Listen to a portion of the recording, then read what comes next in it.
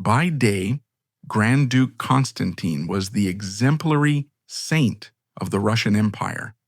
By night, he stripped off his uniform and snuck into cheap bathhouses to sleep with strangers. It was a brutal double life. Supreme power on the surface, masking the torment of a forbidden nature. He was a man at war with his own biology. He was a man who called his homosexuality his sweet disease, a term that perfectly captures the terrifying mix of pleasure and poison that defined his existence. But to simply say he was gay doesn't scratch the surface of the psychological labyrinth he was trapped in. A modern understanding of sexuality suggests a desire for partnership, for equality, perhaps for love. KR wanted none of that. His diaries reveal something far more complex and far darker. He lived in palaces where the walls were lined with silk and the cutlery was made of gold. He was saluted by every man in uniform he passed. He was treated with a reverence bordering on worship. And it appears that this suffocating elevation created a violent counter-reaction in his soul. He didn't want a partner who was his equal. He didn't want a refined affair with another aristocrat or a quiet romance with a fellow officer. The idea of sleeping with a man of his own class, a man who smelled of expensive soap and spoke French, was utterly unappealing to him. KR was obsessed with the dirt. He was obsessed with the rough, unwashed reality of the Russian working class. He craved the company of the people his family viewed as little more than serfs. He wanted coachmen who smelled of horses and leather. He wanted bathhouse attendants with calloused hands. He wanted sailors fresh off the freezing docks and soldiers who had spent weeks in the barracks. He needed the grit. He needed the surrender. Psychologically, this is fascinating and heartbreaking. It suggests that his sexual compulsions were inextricably linked to a need to escape himself. Being a Grand Duke was a performance that never ended. You had to be perfect. You had to be superior. You had to be godlike. The only way for KR to feel human, to feel the blood actually moving in his veins, was to be brought down. He needed to be stripped of his titles, stripped of his uniform, and reduced to nothing but a body in the dark. He found his release not just in the sex, but in the sheer drop from the heights of the Winter Palace to the mud of the streets. This wasn't a casual hobby. This was a compulsion that ruled his life with the iron grip of an addiction. In his writing, you don't hear the voice of a libertine enjoying himself. You hear the voice of a junkie. He describes the sweet disease creeping up on him, a tension building in his chest that no amount of prayer could suppress. He would try to fight it. He would throw himself into his military duties, inspecting regiments and signing papers until his hand cramped. He would lock himself in his study and translate Shakespeare until his eyes burned. He would stand before his icons and beg God to take the cup away from him. But the sweet disease always won. The urge would become a physical pain, a buzzing in his brain that drowned out the polite conversation of the court, and eventually the daytime saint would crumble. The transformation was almost theatrical. Late at night, in the safety of his private quarters in the marble palace, the Grand Duke would begin his metamorphosis. He would take off the general's tunic with the golden epaulets. He would remove the distinctively Romanov signet rings. He would strip away every signifier of his rank. In their place, he would put on the rough, nondescript clothes of a petty merchant or a clerk. He would pull a simple cap low over his eyes. Then came the most dangerous part of the night, the escape. He had to sneak out of his own palace. He had to evade the imperial guards who were sworn to protect him with their lives. If he were caught sneaking out dressed like a peasant, the scandal wouldn't just be personal. It would be a blow to the dignity of the throne itself. The tension of these escapes must have been intoxicating in itself. the heart-pounding realization that he was risking everything: his reputation, his family, his soul, for a fleeting moment of contact in the dark. Once he was out on the street, he wasn't Grand Duke Konstantin anymore. He was a nobody. He was a ghost haunting his own city. He would hail a cab, not a royal carriage, but a common rickety cab, and give directions to the parts of St. Petersburg that respectable people pretended didn't exist. He was heading for the banyas. The Russian banya, or bathhouse, is a cultural institution, but in the late 19th century, the public baths of St. Petersburg were also the epicenter of a thriving, silent underworld. They were places of steam, stone, and flesh. For a man like K.R., the banya was the ultimate equalizer. In the thick, suffocating fog of the steam room, social rank evaporated. Without uniforms, without medals, without the visual cues of class, a Grand Duke looked exactly like a stable hand. The atmosphere in these places was visceral. It was a sensory assault. The intense heat that made it hard to breathe, the smell of birch twigs used for thrashing the skin, the scent of hundreds of sweating bodies, the sound of water splashing on hot rocks, and the low murmur of male voices. It was a cathedral of the physical, the direct opposite of the sterile, spiritualized atmosphere of the court. K.R.'s diaries detail these excursions with a mix of clinical observation and pathetic desperation. He describes the bodies of the men he watched, the broad shoulders, the rough hands, the simple faces. He was a voyeur of the common man, feeding off their vitality. He would make contact, often transactional, often wordless. These encounters were rarely romantic. They were hurried, fumbling collisions in the steam-choked corners or the private changing cabins. There is a profound loneliness in these descriptions. He wasn't looking for a connection of the mind. He had plenty of that in the literary salons of the aristocracy. He was looking for an annihilation of the self. He wanted to lose control. He wanted to be submerged. He wanted to touch the reality that his royal existence kept behind velvet ropes. But the tragedy of K.R.'s life wasn't just in the sin. It was in the aftermath. The sweet disease had a cruel cycle. The moment the act was finished, the moment the physical pressure was released, the euphoria would vanish, and the crushing weight of his conditioning would return. The daytime saint would wake up in the body of the sinner. He would stumble back out into the cold night air, the sweat freezing on his skin, consumed by an immediate, overwhelming sense of shame. The journey back to the palace wasn't a thrill. It was a funeral march. He would sneak back into his quarters, wash the smell of the bathhouse off his skin, and then the real torture would begin. His diaries are filled with the morning after recriminations. He writes of throwing himself on the floor before his icons, weeping until he had no tears left. He would bargain with God. He would promise with absolute sincerity in that moment that he would never go back. He would curse his own weakness. He viewed his desires not as a part of who he was, but as a demon that had physically invaded him. He was a man possessed, fighting a losing battle for his own immortal soul. This cycle, sin, repentance, abstinence, and relapse, became the rhythm of his life. It was a pendulum swinging between the holy and the profane, and with every swing it cut deeper into his psyche. He was living in a state of chronic spiritual inflammation. And the worst part was he had to do it all while wearing a smile. He had to attend the balls. He had to kiss the Tsar's hand. He had to sit through long church services where the priests railed against the very sins he had committed the night before.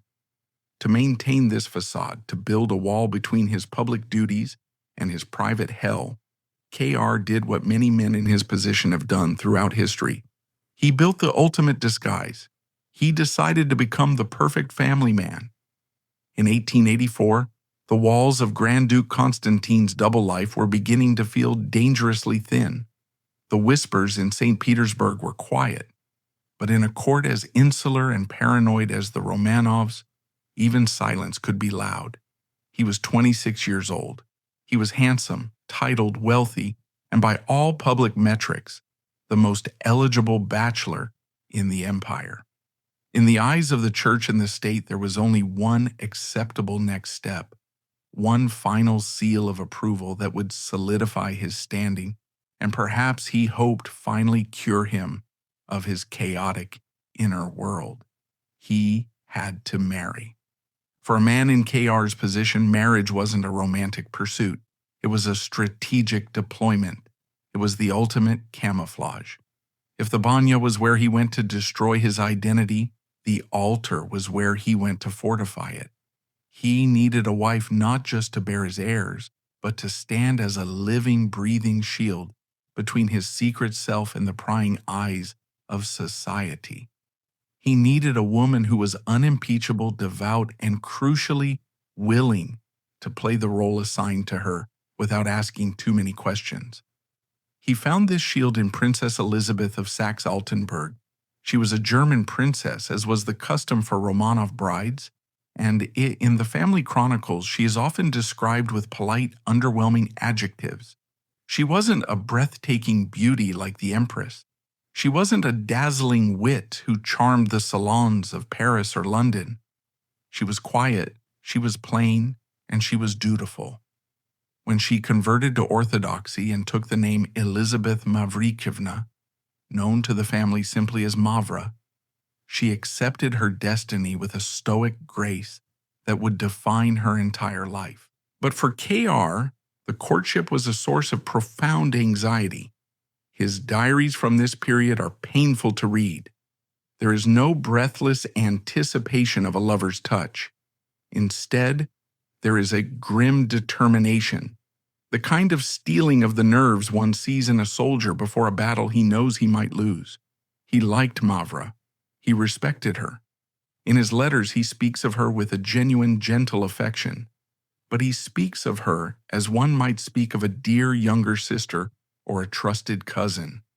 The spark, the terrifying, electric, visceral pull he felt for the stable hands and the sailors was completely, devastatingly absent. The wedding took place in the grand church of the Winter Palace, a setting of overwhelming opulence. The space was a suffocating galaxy of thousands of candles flickering against gold leaf, the air thick with incense and the drone of the choir, while the entire imperial family stood in array, watching. As KR stood there holding the candle, wearing the heavy brocade of his station, exchanging rings with this young woman who knew nothing of his shadow, the internal dissonance must have been deafening. He was making a vow before God, the same God he begged for forgiveness every morning, to be a husband in body and soul. He was promising a fidelity he knew with terrifying certainty he could not maintain. This union was the textbook definition of a lavender marriage, a term that historians and sociologists use to describe a marriage of convenience designed to conceal the homosexuality of one or both partners. In the late 19th century, this was the primary survival mechanism for high-status gay men. A wife provided respectability. A wife silenced the rumors. A wife turned a bachelor with eccentric habits into a family, man now. But for KR, it was more than just a cover story. It was an attempted exorcism. He subscribed to a heartbreakingly naive belief that was common in his era. The idea that heterosexuality was a habit that could be learned. He believed that if he went through the motions of a traditional marriage, if he performed the rituals of husband and father with enough intensity and dedication, his unnatural desires would eventually wither and die. He thought he could fake it until he made it. He believed that the sacrament of marriage would act as a divine medicine, burning the sweet disease out of his blood. So he threw himself into the role of the patriarch with a frantic energy. The result was a family of staggering size, even for the Romanovs. K.R. and Mavra had 9 children. 9. In the context of his secret diaries, this number takes on a tragic significance. It wasn't just a sign of fertility, it was a sign of desperation. Every pregnancy, every christening, every official photograph of the growing brood was a piece of evidence he was submitting to the court of public opinion and to God to prove that he was normal. Look, the photographs seem to say, look at how masculine I am. Look at how well I function. A man who haunts the bathhouses looking for rough trade couldn't possibly be the father of 9 princes and princesses. But the reality inside the bedroom of the marble palace was a stark contrast to the happy family portraits. K.R.'s diaries record the immense effort it took to perform his marital duties. He writes of the heaviness of the act, the need to summon every ounce of his willpower to be with his wife physically. There was no passion, only a grim sense of obligation. He was doing his duty for the empire, and he was doing his duty for his own salvation. And what of Mavra? What did she know? History often casts the wives in these lavender marriages as oblivious victims, naive women duped by their husbands. But this underestimates the intuition of a woman like Elizabeth Mavrikyevna. She lived with K.R. for 30 years. She saw the emotional distance. She felt the lack of desire in his touch. She noticed the separate bedrooms, which, while common for royalty, became a rigid barrier in their marriage.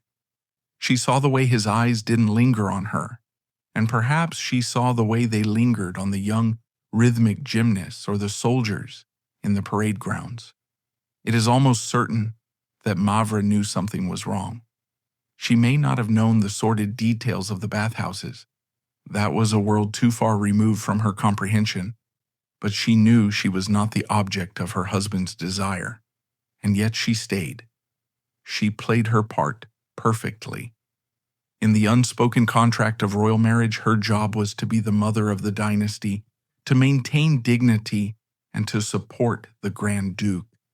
She did all of these things without a single recorded complaint. She was the silent accomplice in his deception, helping to hold up the facade even as it must have crushed her own heart. She accepted a life of emotional starvation in exchange for the stability of the crown. The tragedy is that the cure didn't work.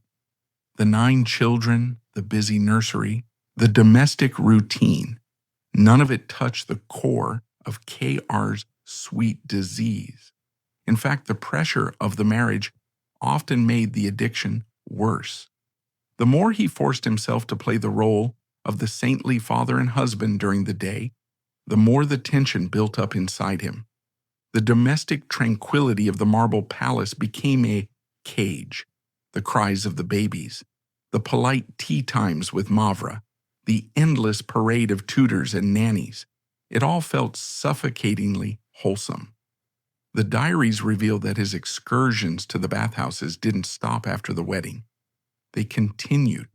The cycle of sin and repentance actually accelerated. Now the guilt was compounded. He wasn't just betraying God anymore. He was betraying Mavra. He was betraying the 9 innocent children sleeping down the hall. Every time he slipped out of the palace in his merchant's disguise, he was risking the future of his entire family. If he were caught, if he were blackmailed, if he contracted a disease in the filth of the bathhouse and brought it back to the marital bed, the stakes were now apocalyptic. Yet he couldn't stop. He writes of the demon seizing him, of the madness returning. He describes looking at his wife and children with a breaking heart, loving them deeply, yet feeling totally alienated from them by the secret he carried. He was a man standing behind a sheet of glass, watching his beautiful, perfect family, unable to truly touch them because his hands were stained. This duality created a strange, intense atmosphere in the household. Because he felt so guilty, K.R. overcompensated as a father. He wasn't the distant, cold autocrat that was typical of fathers in his class. He was deeply, painfully involved in his children's lives. He doted on them. He worried about them obsessively. He poured all the emotional intimacy he couldn't give his wife into his children. He wanted them to be perfect. He wanted them to be pure. He raised them with a strict moral code, trying to inoculate them against the sins he battled. He oversaw their education personally, ensuring they were steeped in art, religion, and literature. He wanted to create a generation of daytime saints who didn't have shadows. The eldest sons, Ioan, Konstantin, and Igor, grew up to be remarkably gentle, sensitive young men. They inherited their father's tall, slender build and his artistic temperament. They were kind, they were pious, and they were utterly unsuited for the brutal realities of political life. KR had succeeded in creating children who reflected his best self, his public self. He had shielded them from the darkness, but in doing so, he may have inadvertently disarmed them. He raised them in a hothouse of high culture and moral rigidity, protecting them from the ugliness of the world. He didn't teach them how to be ruthless. He didn't teach them how to survive in a world where rules didn't matter, the very world he visited secretly at night. He kept them in the light, unaware that the shadows were lengthening across Russia, and that soon the darkness would come for them not in the form of a bathhouse, but in the form of a revolution. As the years wore on, the strain of this double life began to etch itself onto KR's face. In photographs from the early 1900s, he looks haunted. His eyes are deep-set and sorrowful. He looks like a man who is constantly listening for a footstep behind him. The sweet disease was no longer just a physical urge. It was a chronic spiritual condition that was slowly eating away at his will to live. He began to view his life as a tragedy written by someone else. He was the main character in a play about a man who has everything but can enjoy nothing. He had the love of the people, but he felt he didn't deserve it. He had a large, loving family, but he felt he was lying to them every time he smiled. He had the favor of the Tsar, but he knew that if the Tsar ever saw his diary, that favor would turn to an execution order. And then the cracks began to appear in the foundation of the world itself. The year was 1905. The first rumble of revolution shook the ground. Workers were marching in the streets. The very same class of men KR sought out in the dark were now demanding rights, demanding power, demanding an end to the Romanovs. The lines between his two worlds were beginning to blur. The rough trade was rising up against the daytime saint. For a man who had spent his life compartmentalizing the high and the low, the political chaos of the early 20th century must have felt like a personal nightmare manifesting on a national scale. The order he had fought so hard to maintain, the strict hierarchy that gave his transgressions their thrill, was collapsing. But before the empire could fall, KR would have to face the ultimate test of his cure. As his sons grew into men, the question wasn't just whether he could hide his nature from them. The question became, had he passed it on? He watched them with a hawk's eye, terrified that he would see a flicker of his own disease in their gestures, their glances, their secrets. He scoured their souls for the stain he believed marked his own. It was a fear that would haunt him until his final breath, a fear that his legacy wasn't the poetry or the plays or the palaces, but the shadow. And as the Romanov dynasty drifted toward the iceberg of 1917, KR's internal struggle became a microcosm of the empire itself, a glittering, beautiful facade masking a deep, unresolvable fracture, waiting for the blow that would shatter it forever. The years following the turn of the century brought a subtle but profound shift in the life of Grand Duke Konstantin. As the 1900s progressed, he moved from the frantic physical desperation of his youth into a phase that was perhaps even more psychologically complex. the sublimation of the sweet disease. He was aging. The midnight dashes to the banyas, while they never fully stopped, became harder to sustain for a man in his 50s, plagued by chronic lung issues. The physical act of the double life was taking a toll on his body. So, KR began to construct a new kind of sanctuary, one that was hidden in plain sight, sanctioned by the state, and celebrated by the public. He found his safe haven in the Izmailovsky Regiment.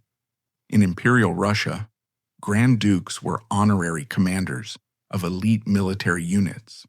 For most, this was a ceremonial bore, a matter of reviewing parades and signing commissions.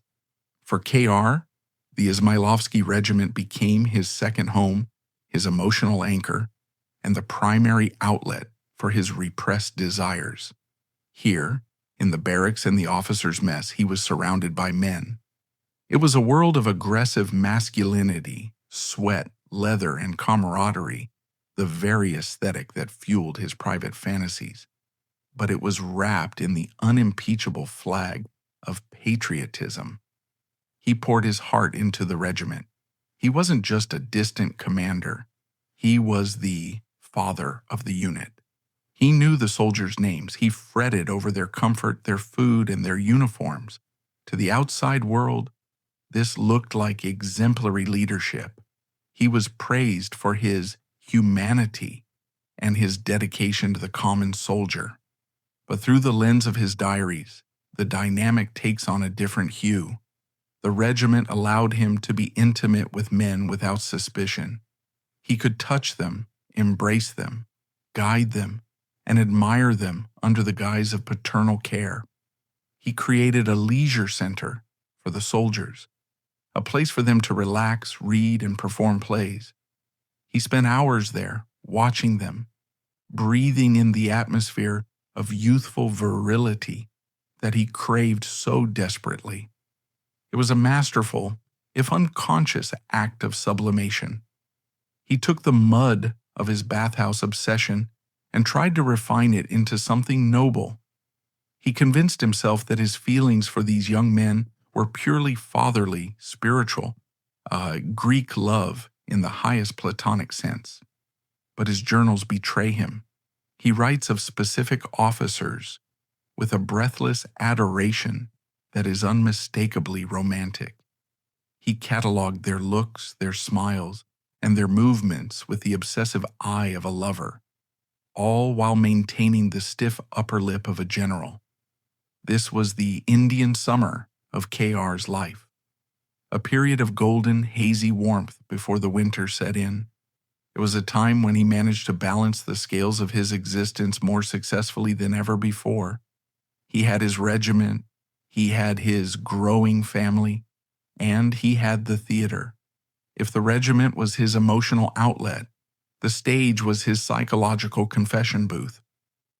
KR was the only Romanov to publicly act in plays, a breach of protocol that shocked the conservative court, but was tolerated because of his artistic prestige. His most famous role was fittingly Hamlet. The irony was devastating.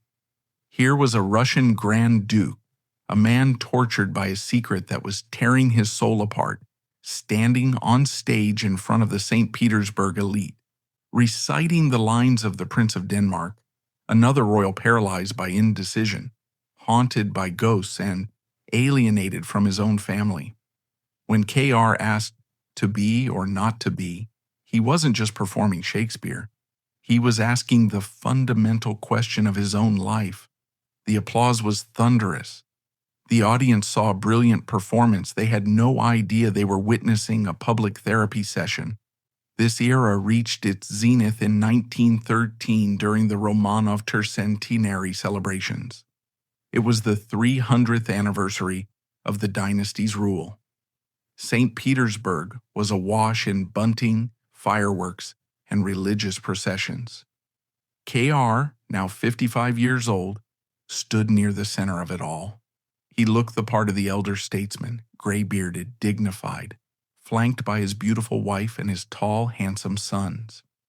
By this time, his sons were no longer children. They were young men, and this brought a new, terrifying dimension to KR's internal struggle. The older they got, the more they entered the very worlds KR haunted. His sons joined the military. They joined the regiments. They entered the social circles of the capital. KR lived in constant low-level terror that one of his sons would hear a rumor. St. Petersburg was a city of whispers. The aristocracy was a small village where everyone knew everyone's secrets. Did the men in the bathhouses talk? Did the officers in the Izmailovsky regiment sense that their commander's lingering hand on their shoulder was something more than friendly? KR watched his sons' faces for any sign of recognition, any hint of disgust. He was particularly close to his son, Prince Oleg. Oleg was the brilliant one, the sensitive one, the mirror image of his father. He wrote poetry. He was intellectually curious. He had the same fragile, artistic soul. KR loved him with a fierce, protective intensity. He saw in Oleg the best parts of himself, the talent, the faith, the kindness, without the stain of the sweet disease. He desperately wanted Oleg to have the pure life he had failed to achieve. But as 1913 turned to 1914, the air in Europe grew heavy. The golden haze of the tercentenary evaporated. The diplomatic cables became frantic. The assassination of an archduke in Sarajevo set off a chain reaction that no amount of prayer could stop. For KR, the coming war was a double tragedy. He was a Germanophile. His wife was German. He loved German literature and philosophy. The idea of Russia and Germany tearing each other apart was a personal heartbreak. But he was a Romanov, and duty was the iron rod in his spine. When war was declared in August 1914, the daytime saint had to send his daytime saints, his 5 eldest sons, to the front. The scene at the train station was devastating. The bands played God Save the Tsar, the crowds threw flowers, and the women wept. KR stood on the platform, his body now frail from advancing illness, saluting the train as it pulled away, carrying the boys he had tried so hard to protect into the maw of industrial warfare. He didn't know it then, but the curtain was coming down. The delicately balanced double life, the sanctuary of the regiment, the quiet compromise of his marriage, all of it was about to be swept away by a tide of blood. The era of the secret diary was ending. The era of public slaughter was beginning. And the first blow would strike not at his reputation, but at the one thing he loved more than his own salvation. The telegram arrived in late September 1914. It was the nightmare that every parent in Europe was beginning to sleep with. A thin slip of paper that carried the weight of a death sentence. It was news from the front lines near Vladislavov. Prince Oleg, the 21-year-old darling of the family, the poet, the scholar, the son who was most like KR in spirit and sensitivity, had been wounded. He had led a cavalry charge against the Germans.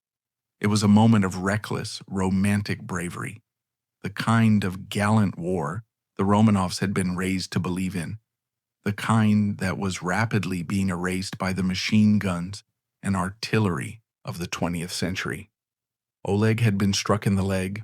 The wound was dirty. Sepsis was setting in. KR and his wife Mavra rushed to the military hospital in Vilna. The journey must have been an agony of hours that felt like decades. For KR, this wasn't just a medical emergency, it was a spiritual reckoning. He had spent his life bargaining with God, offering his adherence to duty and his procreation of a large family as a counterweight to his secret sins. He had believed that if he raised righteous children, he would be spared.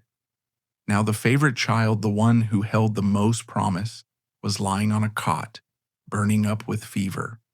When they arrived, they found Oleg pale but conscious. In a twist that seems almost scripted for a tragic play, the dying boy was in high spirits. He was proud. He had spilled his blood for the Tsar. He told his father that he was happy to suffer for Russia. He was the picture of the daytime saint that KR had spent a lifetime pretending to be. Oleg died on September 29, 1914, in his parents' arms. The death of Oleg broke Grand Duke Konstantin. It didn't just sadden him, it dismantled him. The structure of his double life, which had held up for so long under immense pressure, finally collapsed under the weight of grief. He returned to St. Petersburg, a hollowed-out shell. The daytime saint had lost his light. To KR, viewing the world through the lens of his tormented religious conscience, this wasn't just a casualty of war, it was a divine judgment. It felt like the payment due for decades of deceit. He had sought the low pleasures of the flesh, and in return the highest part of his life, his brilliant, pure son, had been taken. The psychological devastation was absolute. His diaries from this final period become sparse, the handwriting of a man who is too tired to even confess. His health, already fragile from years of lung trouble, began to disintegrate rapidly. He developed severe pleurisy. He could barely breathe. The asthma that had plagued him became a constant suffocation, mirroring the emotional stifling he had endured for 40 years. He withdrew from the court. He withdrew from the regiment. The banyas were forgotten. The desire that had driven him to the brink of madness was finally extinguished, not by prayer, but by a grief so profound it left no room for anything else. He spent his final months in the Pavlovsk Palace, a beautiful neoclassical estate, surrounded by English gardens that were now silent and empty. He sat in his study surrounded by his books, by the translations of Shakespeare that no longer brought him joy, and by the portraits of the son he had lost.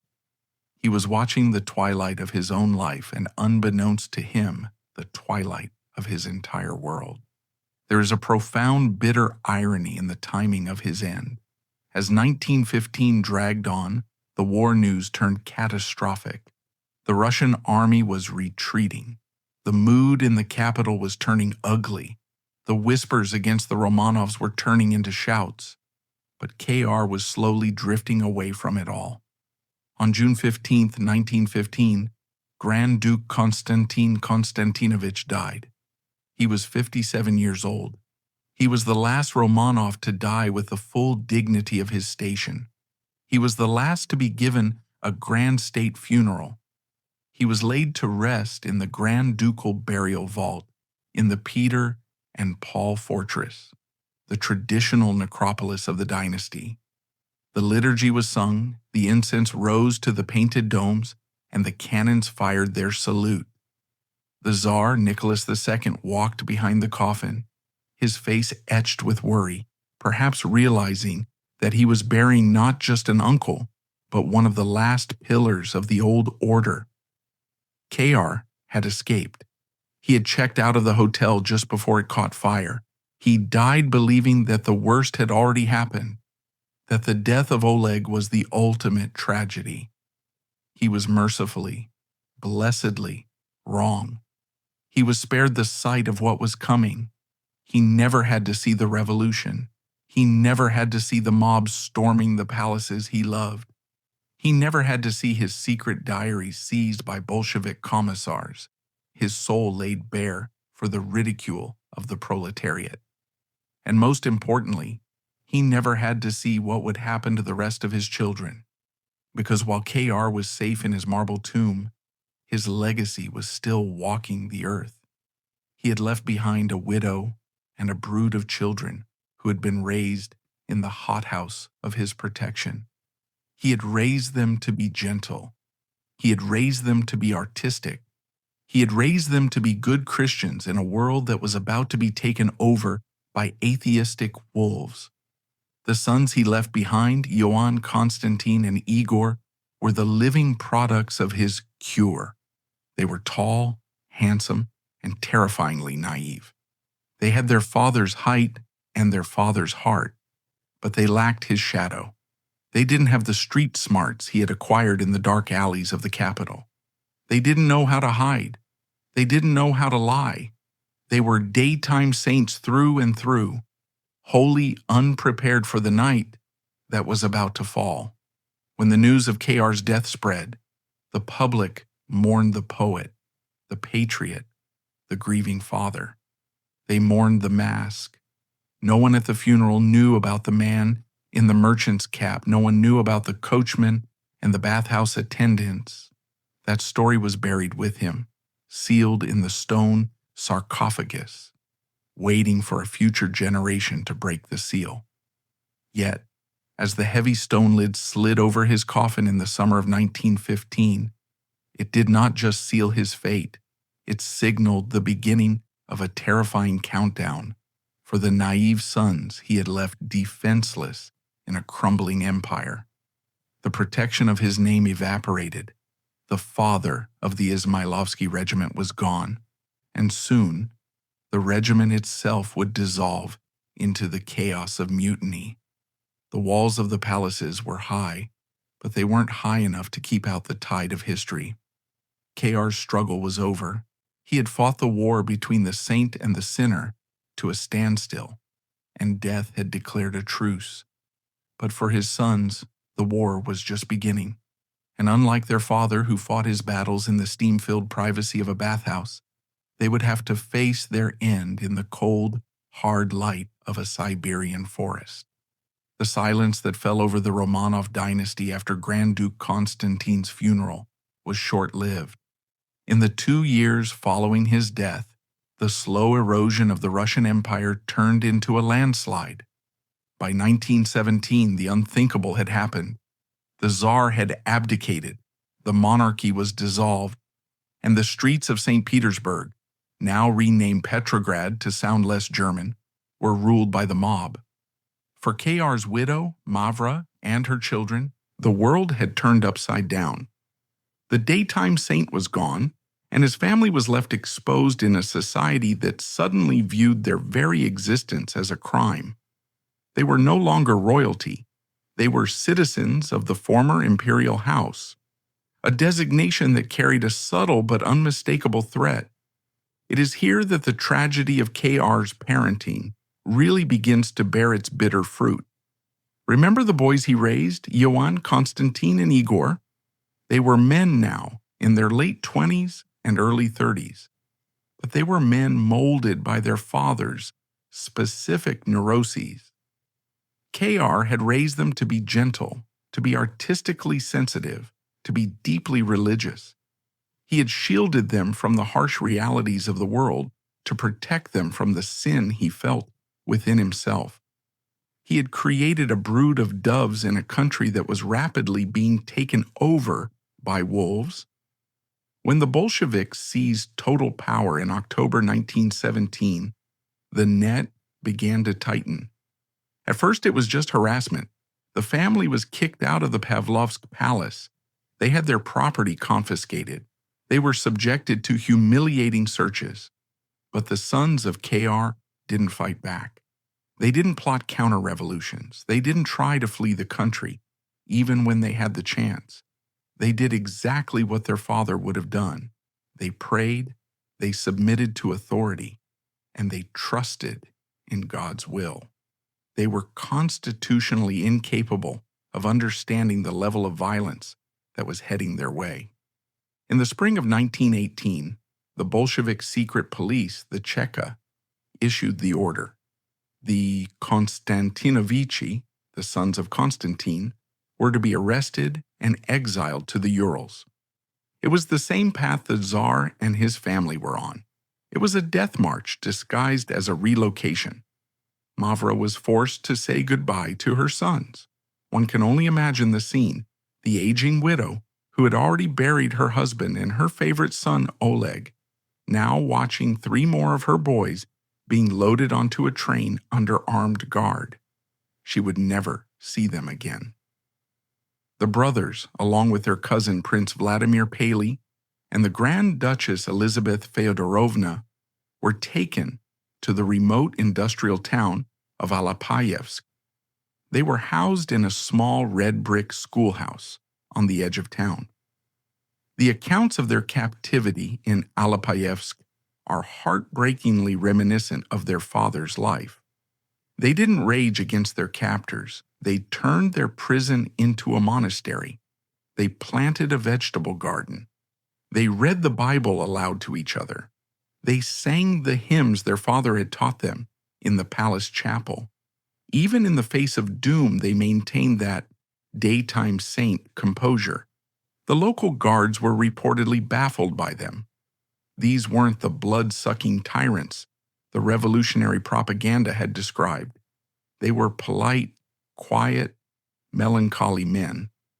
But in the summer of 1918, the logic of the revolution had no room for nuance. The White Army was closing in on the Urals. The Bolshevik leadership decided to liquidate the Romanov assets. On the night of July 17th, in the basement of the Ipatiev house in Ekaterinburg, the Tsar, his wife, and his children were brutally gunned down. The next night, July 18th, it was the turn of the Alapayevsk prisoners. The method chosen for KR's sons was even more horrific than the firing squad used on the Tsar. It was savage, medieval, and cruel beyond measure. Late that night, the guards woke the prisoners. They told them a lie, that the White Army was approaching and they needed to be moved to a safer location. The brothers, trusting to the end, dressed and climbed into the waiting carts. They were driven out of the town into the deep mosquito-infested woods to an abandoned iron mine called Nizhnaya Selimskaya. The mine shaft was a black pit in the earth, 60 feet deep, partially flooded at the bottom. The Bolsheviks didn't waste bullets. They began to beat the prisoners with the butt ends of their rifles. They stunned them, bludgeoning these gentle artistic princes into submission. Then one by one they dragged them to the edge of the pit and threw them in. They were thrown down alive. When the bodies hit the bottom, the executioners waited. They expected silence. Instead, rising from the darkness of the shaft, they heard singing. It is one of the most haunting details in the entire history of the Russian Revolution. Battered, broken, lying in the freezing water and darkness at the bottom of a mine, the sons of Grand Duke Konstantin Konstantinovich began to sing a hymn. They sang, "Save, O Lord, thy people." They were doing exactly what their father had trained them to do. In the face of darkness, they reached for the light of their faith. Enraged that the princes were still alive, the executioners began to throw heavy timber, logs, and large stones down the shaft to crush them. They threw hand grenades down into the pit. The explosions shook the ground. And yet after the smoke cleared, the singing reportedly continued, fainter this time, but still there. It took days for them to die. Forensic examination of the bodies months later, when the White Army briefly recaptured the area, revealed the agonizing truth. Prince Ioan, the eldest, had not died from the fall. His body was found with his head bandaged with a handkerchief. In the pitch black with shattered bones, he had crawled over to the Grand Duchess Elizabeth and tried to bind her wounds. They died of thirst, starvation, and injuries, alone in the dark, comforting each other. This was the legacy of the daytime saint. KR had spent his life terrified of his own filthy nature, trying to scrub his soul clean through piety and procreation. He had raised his sons to be the purity he couldn't achieve for himself, and that purity left them completely defenseless against a world that had turned feral. The very qualities he instilled in them, their gentleness, their faith, their lack of aggression, were the reasons they died singing hymns in a mine shaft instead of fighting for their lives. But the story doesn't end in the mine. Mavra, KR's widow, managed to escape Russia in a harrowing journey, clutching the only thing she had left, her husband's private papers. She carried the heavy trunks containing his diaries, the 60 volumes of confession, across war-torn Europe. She guarded them as fiercely as she had guarded his reputation while he was alive. She knew what was in them. She had to have known, but she didn't destroy them. Perhaps she couldn't bear to erase the last remnant of the man she loved, even if that remnant was a record of his betrayal. Or perhaps she understood in a way that history is only now beginning to grasp, that the truth was the only thing that mattered anymore. The diaries eventually ended up in the Russian state archives, locked away in the secret fund. For 70 years during the Soviet era, K.R. was a non-person. His poetry was forgotten. His plays were banned. He was just another dead parasite of the old regime. But in the 1990s, when the Soviet Union collapsed, the archives were opened. The diaries of Grand Duke Konstantin Konstantinovich were published. The shock was immediate. The Russian public, expecting a dry account of court life, was confronted with a masterpiece of human suffering. They saw a man who was shockingly modern in his anguish. They saw the daytime saint stripped naked. And in a strange twist of fate, this revelation didn't destroy his reputation, it humanized it. In a way, K.R. finally got the acceptance he had craved his entire life. He is no longer seen just as a stiff, metal-bedecked uncle of the Tsar. He is seen as a tragic figure, a man of immense talent and immense pain, caught in a trap of biology and society. The sweet disease that he thought was his ticket to hell became his ticket to immortality. While the political achievements of the Romanovs have turned to dust and their palaces have become museums, the raw, bleeding honesty of K.R.'s diaries remains alive. His story is a testament to the terrible cost of the double life. It is a story of a man who tried to be a saint by day and a sinner by night, and in doing so, inadvertently wrote a tragedy for his children. The saint in the palace and the slave in the bathhouse were the same man, and his legacy is a reminder that no amount of gold leaf can cover the cracks in the human heart, and no amount of steam can wash away the truth.